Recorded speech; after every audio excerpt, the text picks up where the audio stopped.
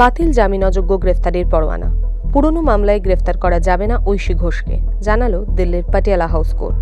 Today, the cancellation of the NBW application was allowed, subject to deposit of 1,000 rupees cost. 2021 সালের একটি মামলায় 2024 সালের 12 December এবং 26 সালের 11 এপ্রিল ঐশী ঘোষের বিরুদ্ধে দুটি জামিন অযোগ্য গ্রেফতারির পরোয়ানা জারি হয়।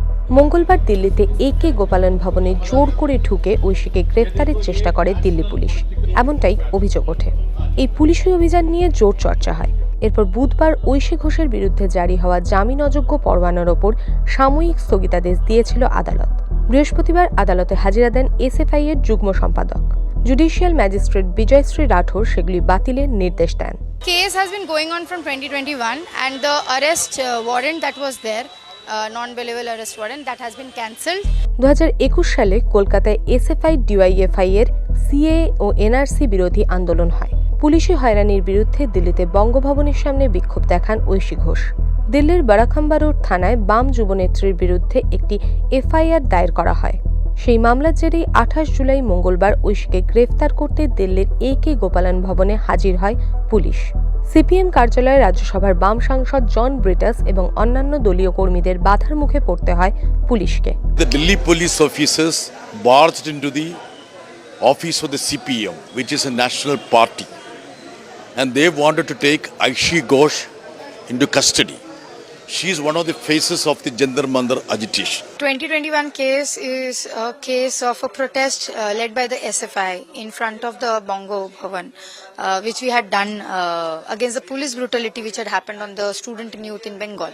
So it was a solidarity protest here in Delhi. CPM এর দাবি, দিল্লির যন্তর মন্তরে ককরোচ জনতা পার্টির বিক্ষোভে যোগ দেওয়ার জন্যই পুরনো মামলায় ঐশীকে গ্রেফতারের চেষ্টা করা হয়েছে।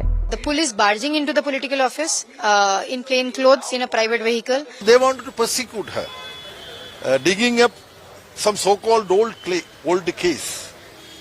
That is what they claimed.